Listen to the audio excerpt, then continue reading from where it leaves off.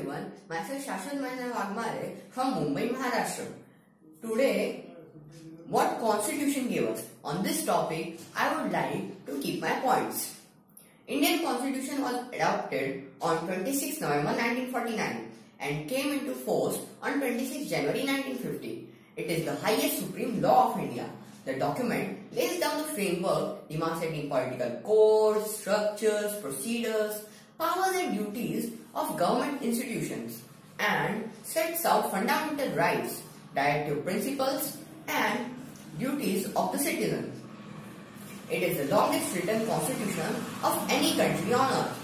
Dr. Babasaheb Ambedkar, the chairman of the drafting committee, is widely considered as its chief architect.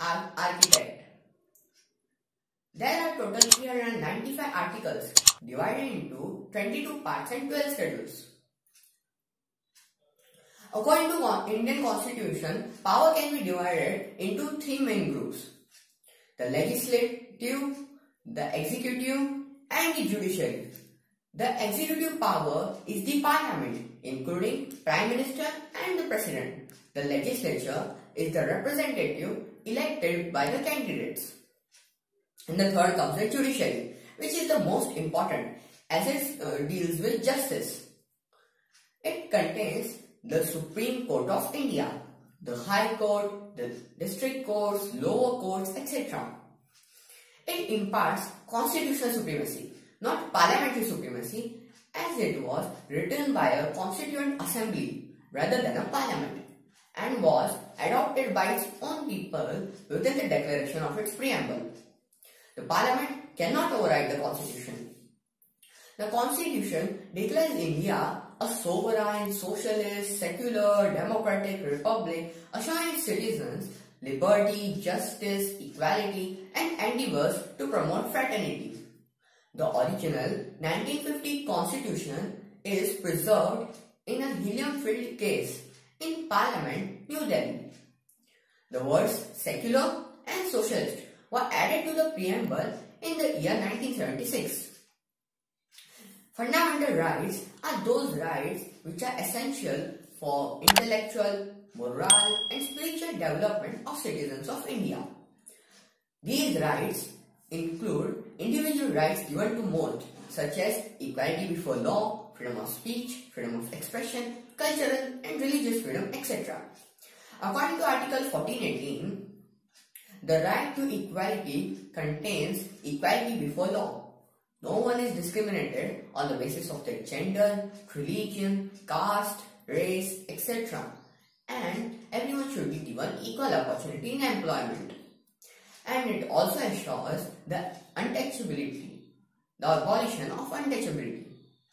According to Article 1822, the right to freedom contains freedom of speech, freedom of expression, assembly, association, residence, movement, and the right to choose our own occupation.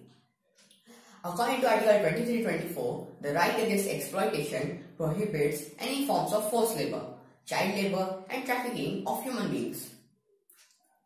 According to Article 2528, the right of religion contains that everyone has the right to choose and practice their own religion, the right to conscience, and the right to manage religious affairs, etc. According to Article 2930, the cultural and educational rights contains that any section of our society has the right to preserve their culture, tradition, language, script, etc. The educational rights include that every child has the right to take education. Government now has made the rules that every child is compulsory to take the education till the age of 14. A famous proverb by Nelson Mandela says that education is the most powerful weapon which you can choose to change the entire world. So, keep learning and help in our country's development. The right to vote. The right to vote includes that we have the right to vote, the right to choose our own leader, our parliament, and we must learn to vote the one who can develop our country and change its face. from a developing country to a developed one, and who can empower our citizens. I would like to say to those people who disrespect the constitution and disobey its rules, and also disrespect the Dr. Babasaheb Ambedkar, that just imagine what would happen if no constitution was written, our country being administered through British rules. We would have no right to equality, no right to freedom, no freedom of speech, freedom of expression, freedom of movement. And today, women are as equal as men, are as skilled as men. They have the right to occupation. If no constitution would have been written, women would not have these rights.